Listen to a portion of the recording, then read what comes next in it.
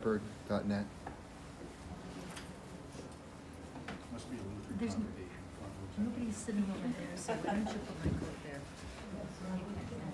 I don't want to take up all the seats.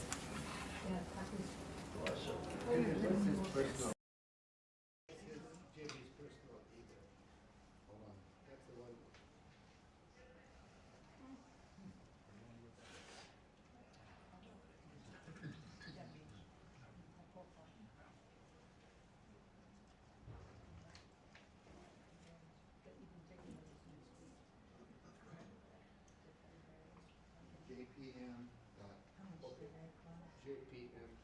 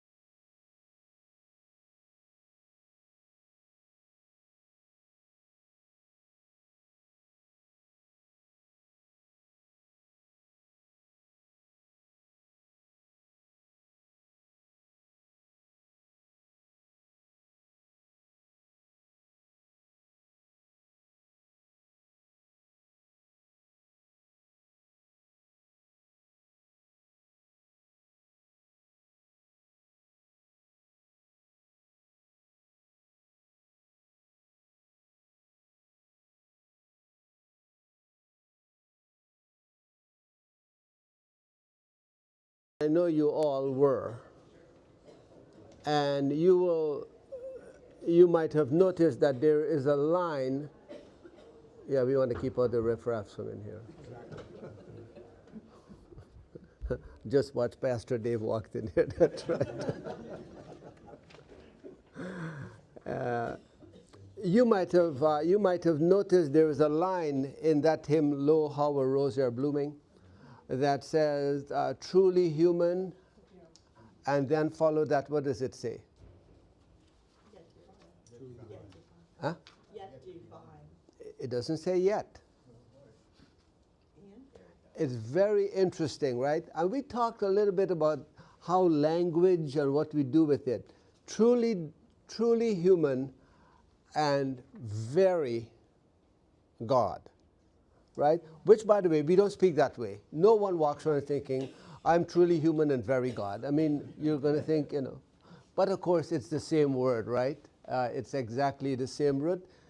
I mean, if you really wanted to be more precise, it would be truly human and truly God. Because, of course, very literally means truly. Okay? And in the King James Version, where you see the word truly, truly in more in sort of more contemporary translations, in those King James Version, we saw what? Verily, verily, which of course is exactly the same Latin root of veritas, that means truly. And so we reminded again. Of course, this is the hymn is poetic, and so we don't want to lose that. So as we're waiting for this to come up here, we stopped last time, and I will sort of go into this in a second, but I will read you the text again from Isaiah chapter 26. And the King James Version says, "Thou wilt keep him in perfect peace." Now, again, I would invite you to pause and explain, not to me, but to each other, what does it mean to be in perfect peace?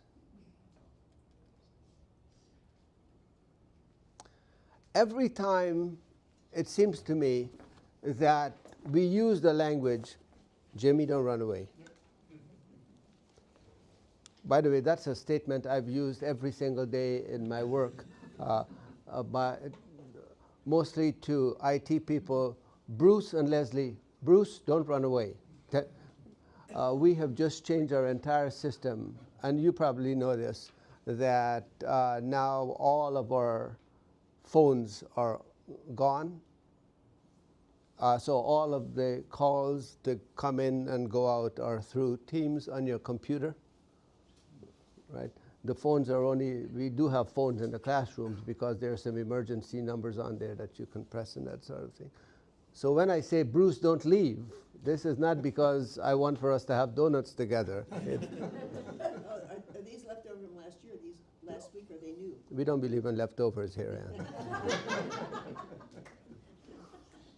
Actually, I do believe in leftovers because last week when we were all finished and there were $2, I thought, I'm just going to grab a donut. And there were no donuts. Jamie, don't leave. Oh, they're here. All right. Thank you.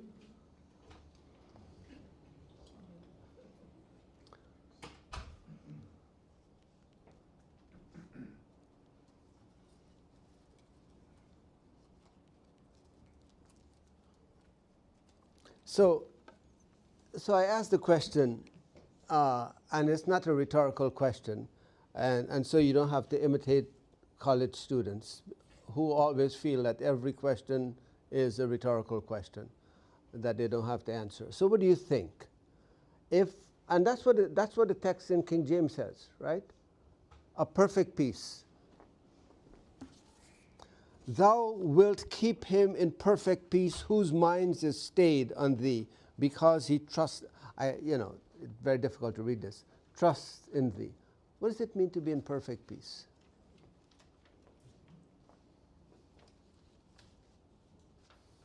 Resting in the promises of the Lord? Rest in the promises. By the way, when you make a statement like that, right, there isn't anyone who's going to say, no, you can't rest in the promises of the Lord. That's not right. Of course you do, right? But is that what it means? Well, I think it does, otherwise you wouldn't have said. Can we ever explain perfect? Can you explain? I like the term peace beyond understanding better myself. The peace beyond all human understanding. Yes. Yeah. Right? I think it might mean personal, economic, political, I mean, different layers of peace, because there's so many different ways. You know, you might have political peace, but you might have internal turmoil with your family or whatever. And by the way, the word shalom throughout the Hebrew Bible, throughout the Old Testament, is used in all of those ways. And rarely do you find it being used simply as an absence of war. Rarely, right? It has economic, it has political, it has spiritual, it has personal, it has mental. It's a wide-ranging understanding. That's why sometimes they talk about it as wholeness, if you will. I raised the question because if we pause and think about this, none of us could really define the idea of perfect.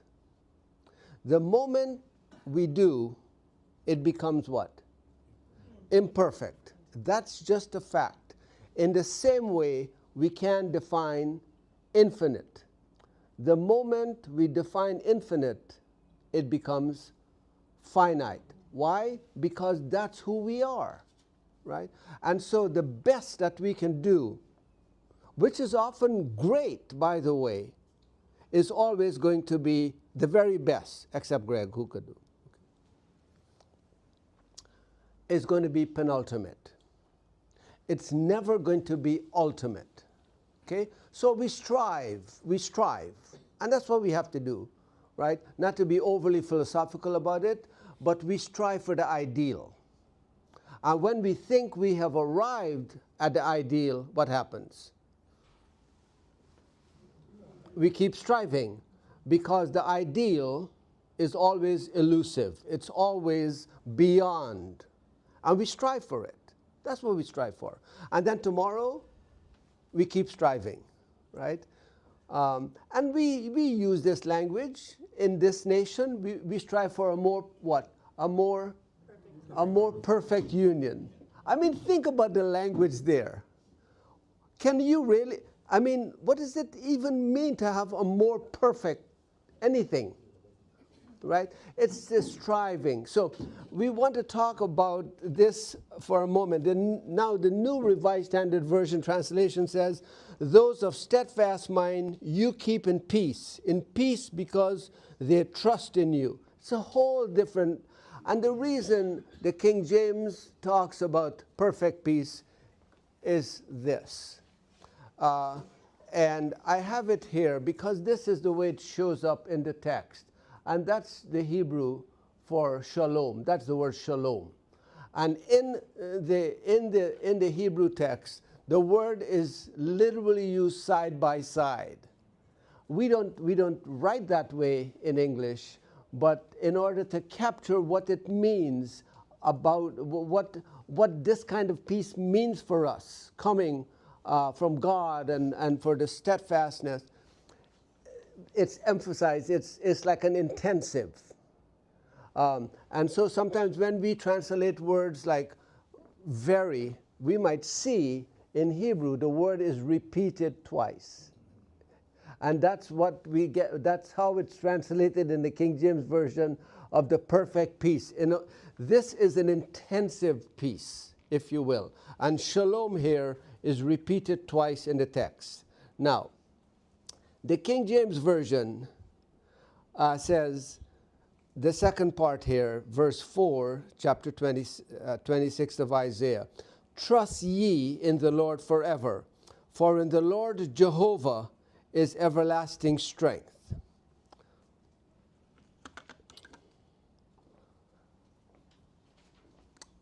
The word Jehovah does not show up in the Bible.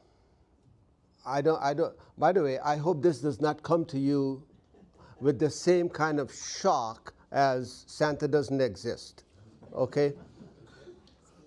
Oh, I'm sorry, I didn't, sorry. Okay.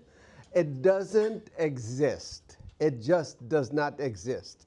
And here I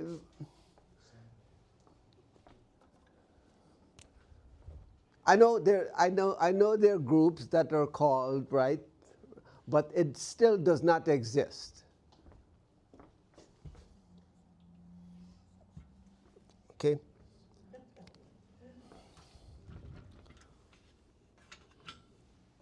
Let's see if this works any better. Yeah.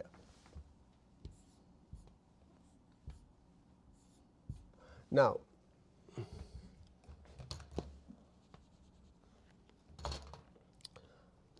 and I'm erasing a little bit of this, not to be fancy.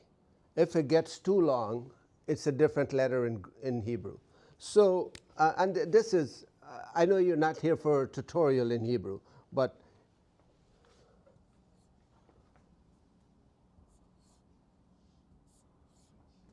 okay, those are 3 distinct letters in Hebrew. So you want to be sure that this is not too long, which, by the way, is a Y. Okay, this is not too short, which is the way N ends on a word, but not the way it's in the heart of the word. And this is the way CH or K ends in the word. And so you don't want this to be too short either. So this is what this, by the way, is the Hebrew word for Yahweh. And even though sometimes you can see it with vowels, it's not vocalized here. There are no vowels here. And as we have said previously in some of our gatherings, right, in speaking, we never pronounce this word as Yahweh. In writing, you will see it. And if you're Jewish, you do not even, in fact, it's a substitute word. So if you're speaking with each other and you refer to God or to the name of God, which are 2 very different things, right? You use the word Hashem, which literally means the name. Okay. So now, why is this important? The word Jehovah takes these letters and then it takes the vowels of the word Adonai and place it with these letters, okay? And you end up with one word with the consonants, and the other word takes the vowels, okay? You can't, it's kind of a hybrid word, if you will, that doesn't exist. Here, the word doesn't exist. What the text actually says in Hebrew is, trust in the Lord forever, for in the Lord he will save the righteous of heart. This is a very different reading, isn't it? And I love this reading because even the New Revised Standard Version says, you will have an everlasting rock or something. What we have here is the righteousness of heart. And we may not be able to explain what that, literally means, but it is an appeal to that which lies within us. The goodness, the justice, the righteousness, the innocence of our hearts.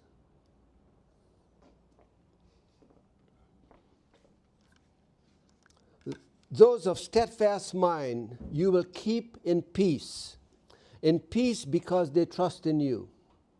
Trust in the Lord forever, for in the Lord he will save the righteous of heart. It's beautiful. And this again is from Isaiah. This is 750 years before the time of Christ. And I will tell you, listening to the sermon this morning and looking at what Vera and I were talking about this earlier, looking at what happened yesterday at Brown and what happened on the Bondi Beach, if you're following this, in Australia, the first day of Hanukkah, where about 1,000 people traditionally gather to start Hanukkah, and someone goes in there and begins shooting. And 11 are killed, and a whole large numbers are hospitalized. And this is including, I think, a rabbi and a 12-year, but you know, this is, so we see these stories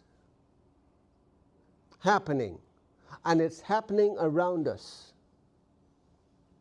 And so we hold that on the one hand, and then we read the text of the prophet and the several prophets.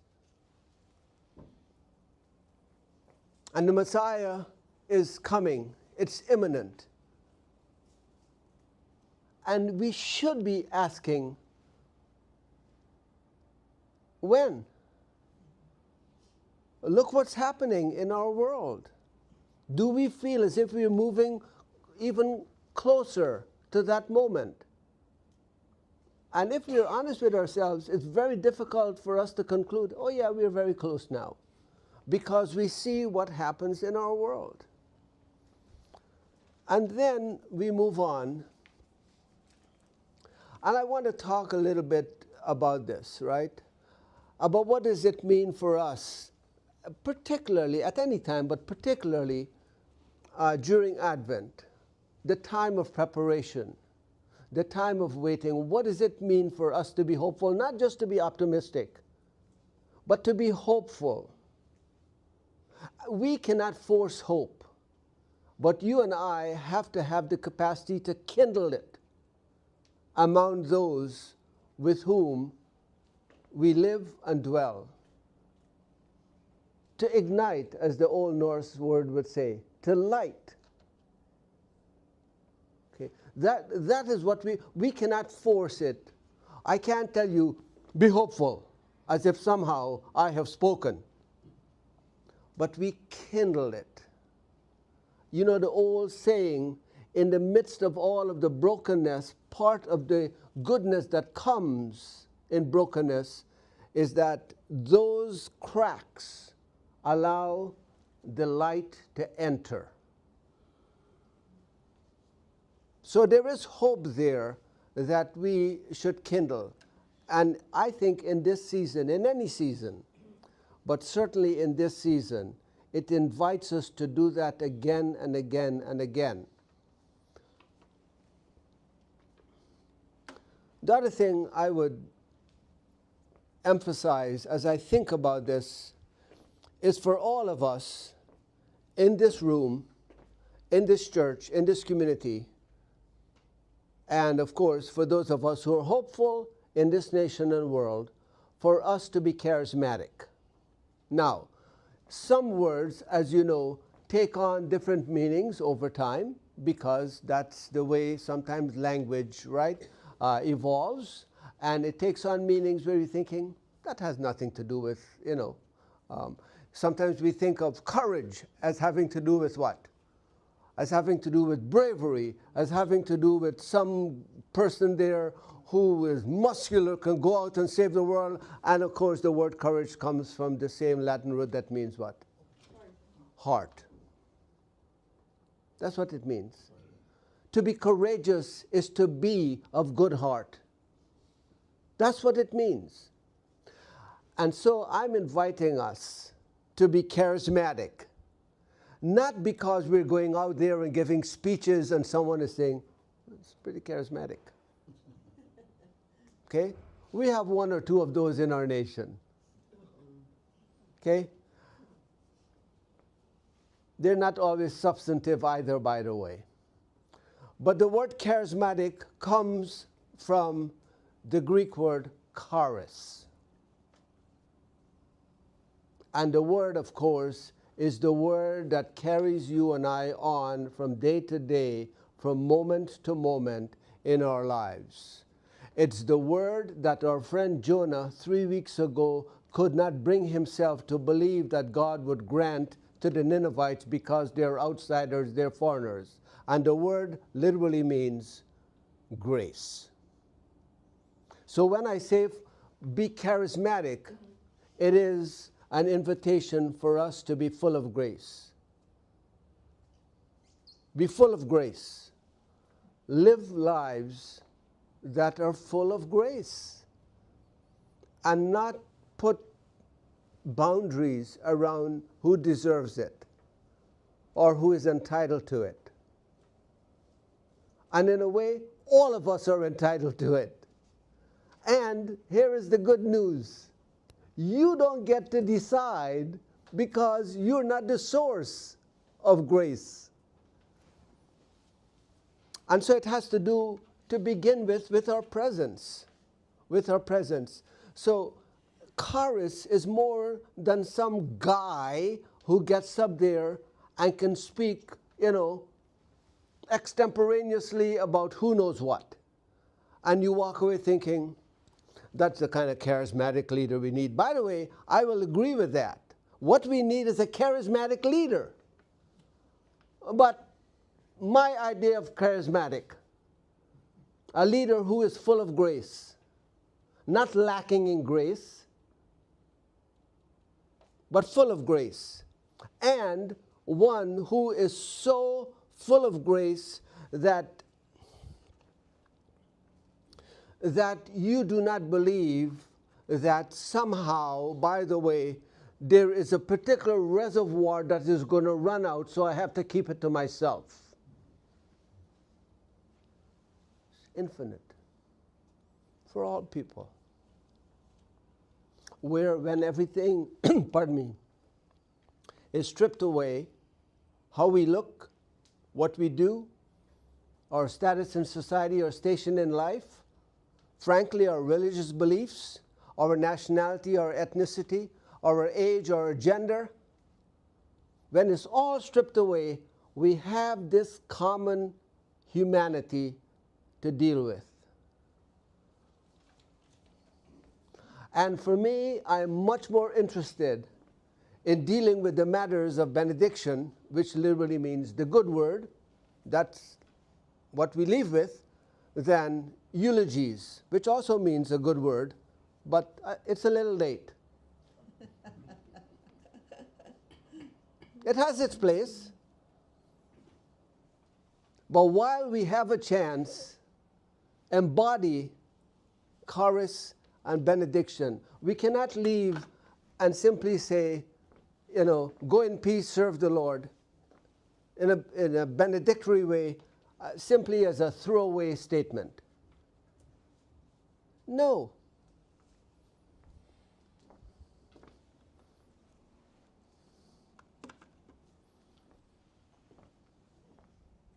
This is the Aaronic blessing.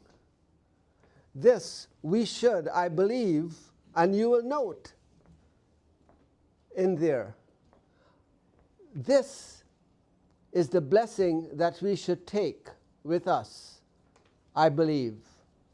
Not just every Sunday, but every moment. The Lord bless you and keep you. The Lord make the Lord's face to shine upon you and be gracious unto you. The Lord look upon you with favor and give you peace, or lift up his countenance and give you peace. That, by the way, it ends with peace.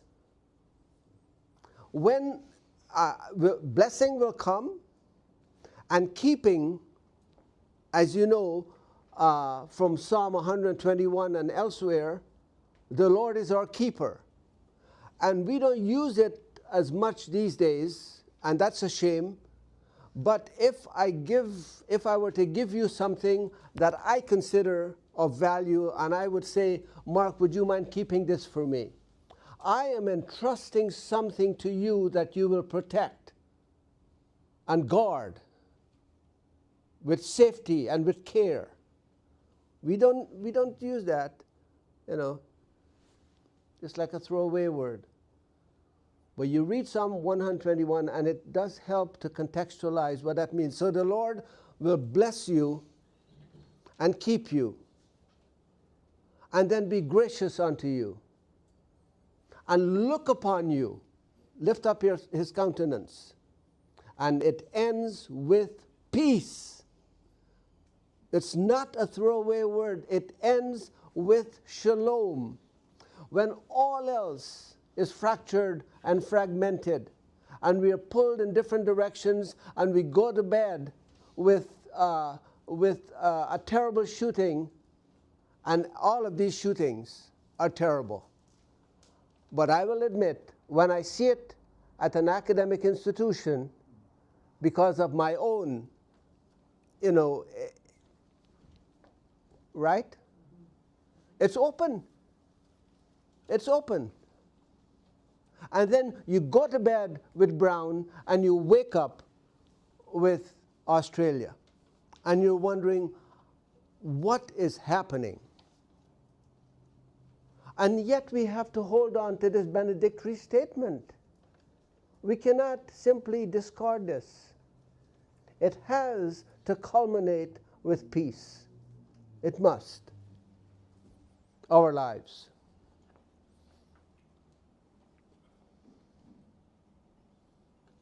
So this is what we have. And I know sometimes we get, you can't have peace unless you have justice. It's true. But it can't just be a bumper sticker. It just can't be a placard. It just can't be a sign. And don't get me wrong. I love signs. The Gospel of John is filled, as you know, with signs, right? And you know the function of a sign is to do what? It is never the destination. It's to lead you to someplace else. If you stop at a sign, you're in trouble. The fruit of righteousness, if it's acted on, is going to be peace. The fruit of justice, which is often used interchangeable, and you know these Hebrew words by now, mishpat and tzedakah, if you use them right, it's going to be peace. You cannot have the kind of peace that we quest, that we hope for, unless, of course, we live in a just society.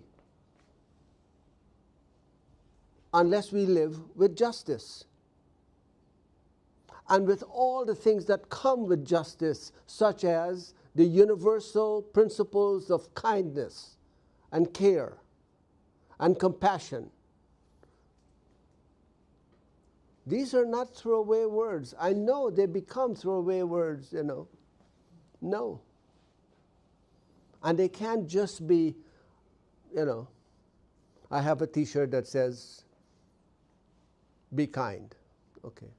As if somehow, miraculously, someone is going to see that on my t-shirt and says, well, I was thinking I was not going to be kind, but now that I see that, I better be. No.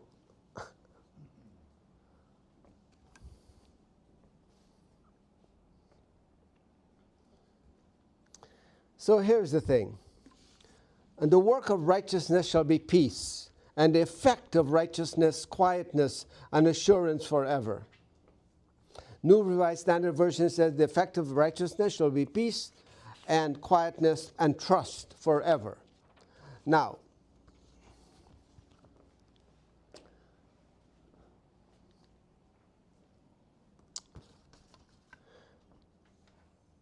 one of the many things we learn from these prophets is this, right? When there is war, when there is talk of war, when there is talk of retaliation in war, when there is talk, you don't do this, or I'm going to, right? It is impossible not to be fearful. And fear only works, and the prophets talk about this. Isaiah talks about this. Fear only works, right, when there is something about which to be fearful about, right? That's the only way it works. And peace dispels fear. Wholeness dispels fear. Quietness, trust, have the capacity to dispel fear.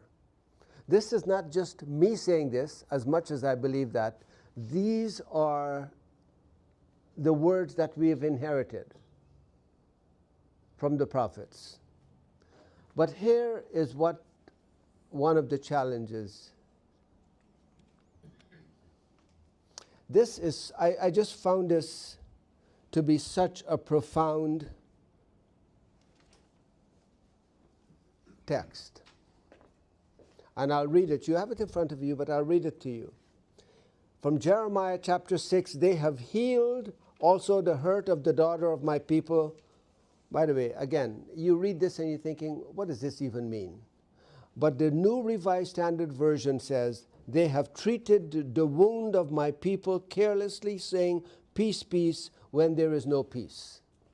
They have treated the wound of my people carelessly. And care means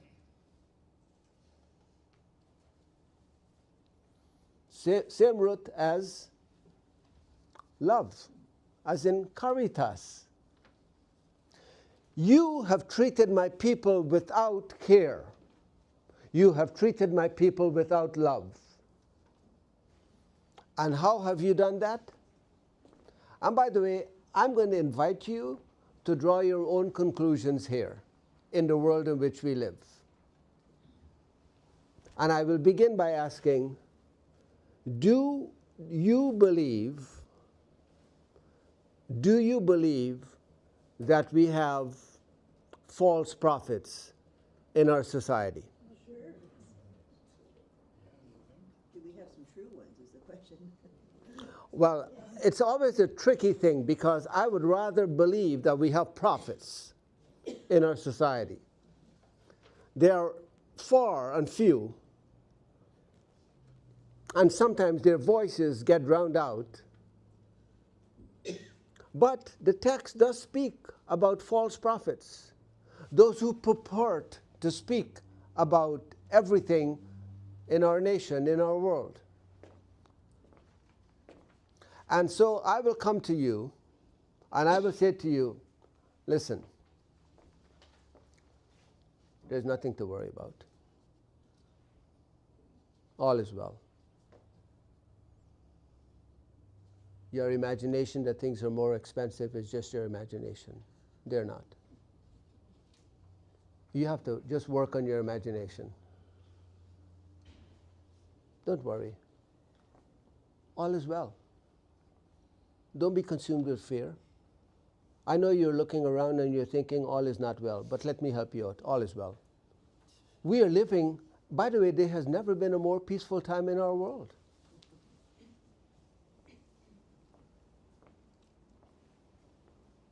Right? Huh? Kirk says no. It's false. Of course, there's never been greater peace in our world. In fact, in the history of this country, this has been the most peaceful time. And the best economy ever. Well, And the best president. Maybe this is beyond the scope of the class, if it is, but can you point to anybody that you think is a true prophet in our time? Bernie Sanders. William Barber.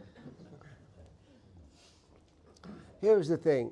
There was a time, right? I'm not trying to avoid the question, but I do not know of any single person in the Bible or in our world, both historically or now.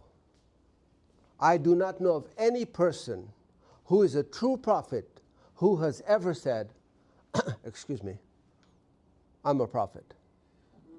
No one wants to be a prophet. Right? No one wants to be a prophet. Amos famously said, don't call me a prophet. I'm not a prophet. I'm not the son of a prophet. I'm simply here. Years ago, I had kind of an ongoing on and off. Did I say off and off? Yeah, off and off. No. Don't worry. I used to have this on and off correspondence with Elie Wiesel for a number of years. And he was always gracious and wrote back. And some of his things is in one of our studies at home that is now framed ever since his passing. And in one of those pieces of correspondence, I raised the question about his role as a prophet. And true to form, he wrote back and says, I just want to be a good human being. These prophets were called, by the way, these prophets by and large are reluctant. Yes, Isaiah does say, here I am, send me. By the way, let me help you out here, Isaiah. Even if you said, no, I don't want to go, you're still going to have to go. Okay? Let me reintroduce you to Jonah. But the prophets do not want, why? There is not a single prophet who has ever been sent, either biblically or in our world, who has come to bring good news. Let me rephrase that. Who has come because all is well. They bring good news, but they do not come to tell you, I just want to let you know, kudos for the good work you're doing. The Lord sent me to tell you, keep it up, but I'm heading out now. No. It's always to tell you, what is happening here is awful. It's awful. And sometimes it leads to exile, and it could be exile in your own land. You don't have to go to another land to be in exile. And if you don't believe me, read a book by Martin Niemöller. Does that name ring a bell? Martin Niemöller famously gave us First They Came for the Jews, and I was not a Jew. And they came for the trade unionists, and I was not. And then they came for the homosexuals, and I was not a homosexual. And then they came for me, and there was no one left to speak, okay? And he wrote a book about his experience called Exile in the Fatherland. You don't have to go into another land. So this idea that we have false prophets, by the way, what they do is to tell you that all is well. And they use this language. Hananiah uses the language in the book of Jeremiah by telling the people, don't listen to him. About the whole exile. No, there is peace, peace. Everything is peaceful. Look around. But of course, it's not peaceful. There was no peace. And what will happen? The people would end up in exile. And it would be in that exile that they are told in this remarkable letter by Jeremiah that you should seek the shalom of your captors, for in their shalom you will find your shalom. One verse that would absolutely wipe out any idea that this is going to be an invitation for you to live out of your suitcase. No. Go plant trees. Get married. Have children. It's going to be a long haul. And here is the thing. Your well-being, your wholeness, your goodness will depend on how you live with the shalom of those who have taken you there.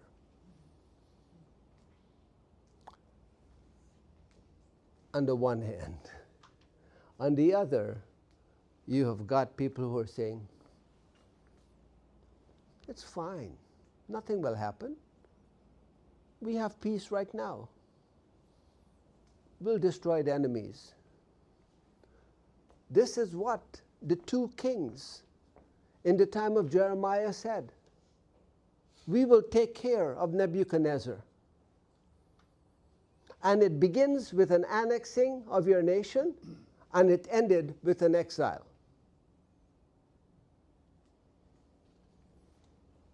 All because, one might say, somewhat charitably, of one's ego, of one's chutzpah, maybe one's chutzpah on steroids. We don't have that in our nation.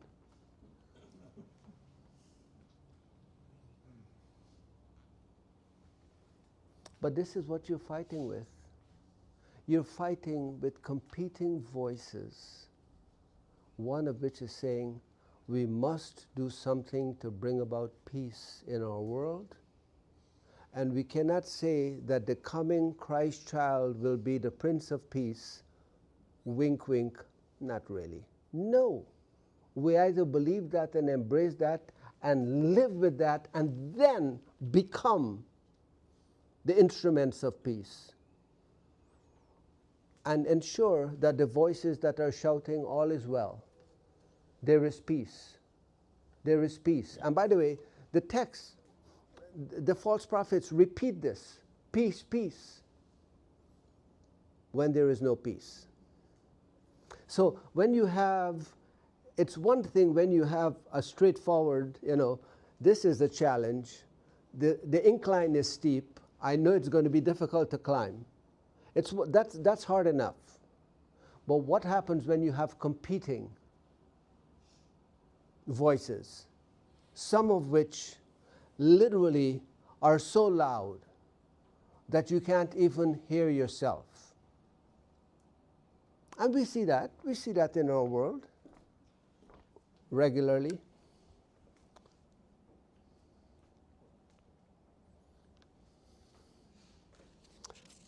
I love this text. This comes from Ezekiel, another one of the post-exilic prophets. Okay? Ezekiel.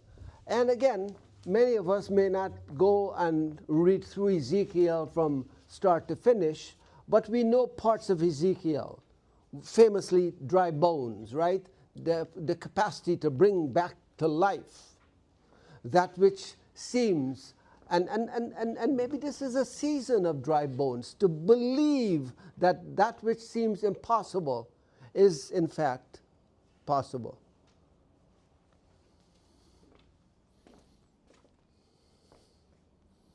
Was there a song, something? The impossible will take a little bit longer. Okay. But it'll come. It'll come. So here is what happens here. And again, I know those of us in this room, and frankly at Good Shepherd, and maybe many in our community, right? As they say, it's preaching to the choir. I get it. But you know and I know the words that I'm about to read will resonate because our minds will immediately run towards individuals who do this in our society. So for one moment, not that this would happen to us, don't think these words are just ancient words of 3,200 years ago that bears no difference. It does.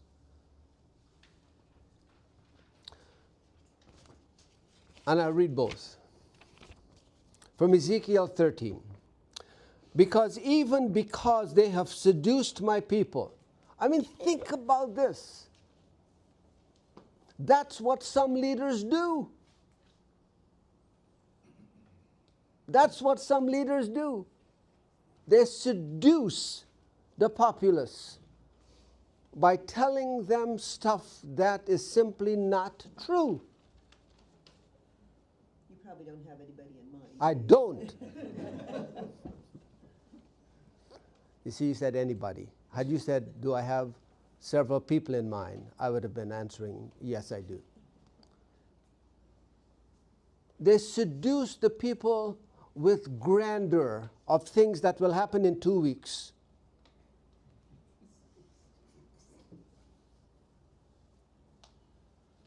Healthcare. And we believe, not we, but it's a seduction because it seems true, and it's coming from a particular person or persons, which surely must be true, right? And they seduce the people by saying peace. And the text says, and there was no peace. By the way, I don't know how else to put it. This is not, I need to sort of extrapolate from this statement. This is straightforward. You are seducing the people of whatever community by telling them there is peace when there is no peace. And one built a wall, and lo, others daubed it with untempered mortar. I love it. By the way, how many of us grew up with the language of daubing? I did. And I had totally forgotten that word as not a part of my lexicon anymore. No one uses it anymore. It's gone. It's just gone. But daubing is, of course, what? Painting over something. It's like whitewashing, which interestingly is what the New Revised Standard Version uses, right? But I like daubing. There are moments in the King James Version, we have to use daubing. Say unto them which daub it, in case you're wondering, in this text, what the emphasis is on, I am inviting you to identify the word that seems to repeat itself again and again. So I'll start. Even because they have seduced myself, saying peace, and there was no peace, and one built up a wall, and lo, others daubed it. Say unto them which daubed it with untempered mortar, that it shall fall. There shall be an overflowing shower, and yea, great hailstones shall fall, and a stormy wind shall rend it. Lo, when the wall is fallen, shall it not be said unto you, where is the daubing, wherewith you daubed it? You have to love the King James Version, right? You can, by the time you finish reading this, you have to take a nap because your head is spinning. Therefore, thus saith the Lord God, I will even rend it with a stormy wind in my wrath, and there shall be an overflowing shower in mine anger, and great hailstones in fury to consume it. So I will break down the wall that ye have daubed with untempered mortar, and bring it down to the ground. And then it jumps down. Thus will I accomplish my wrath upon the wall, and upon them who have daubed it. And I will say to you, the wall is no more, neither they who daubed it. And they went on. Here's the thing. To wit, the prophets of Israel, which prophesy concerning Jerusalem, and which visions for her, there is no peace, says the Lord. The word that comes out there is what? Daubing. In case you missed it, by the way, you have to love this. I don't want you to miss daubing. It's all about daubing. And why is this a big deal? It's almost, not quite, but it's almost an analog to veneer. Almost. And the reason is, we never quite know what lies beneath, but invariably it is something that is either impure or not right or not what we want it to be, but it gives the impression that it is. By the way, you buy a magnificent cherry or oak or mahogany or whatever, or marble, you're not going to have a veneer over it. It is what it is. And if you have something of beauty, your home, your office, whatever it is the case might be, you're not going to whitewash it. Because there is something good there, and noble and virtuous and wonderful. But when you build a wall and you daub it, which is what the prophet is saying, because the New Revised Standard says Because in truth they have misled my people, saying peace when there is no peace, because they have built a flimsy wall.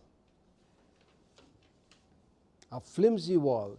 These prophets smear whitewash.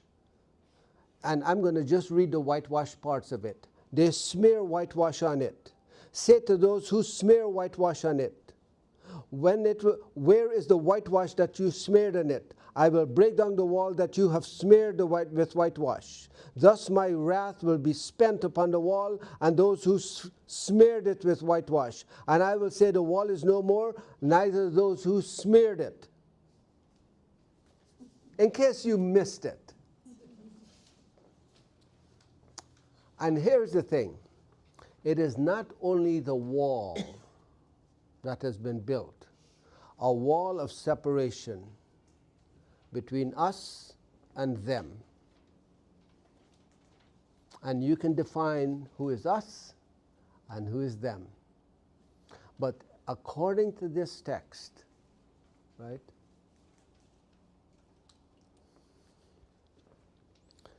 not only will the wall be destroyed, what else will be? The people who whitewash that wall. And I know you might be thinking at this moment, you know, maybe that whole karma thing.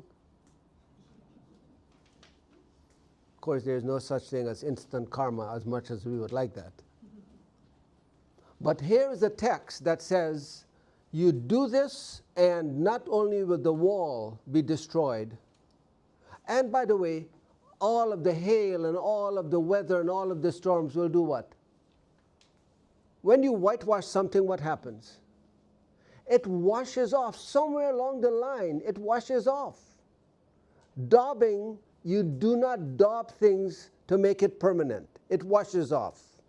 And somewhere along the line, we will come to realize. But I want to leave you with this final note here. Okay? It's one thing to smear, to daub. But when you do, by so doing, you're also treating the wounds of my people carelessly. And that's the issue.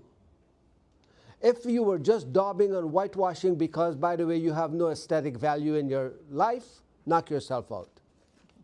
But by daubing and whitewashing and preaching peace, peace when there is no peace, you are destroying, you are actually treating the wounds of the people without heart. That's it. And when you do, there will be consequences, not only for the wall, but also for those who perpetuate it, who were the architects of whitewashing. Can an individual have peace even in a time of no peace in a nation? I think so, right. Because it doesn't mean that collectively, unless one could not have. But again, right, we are not islands unto ourselves, right? So I might feel at peace with, with my world, but because we cannot disconnect from each other, right? Therefore, what happens with you matters to me. All right, we need to stop there. We'll pick it up next week. All right. Have a donut or two.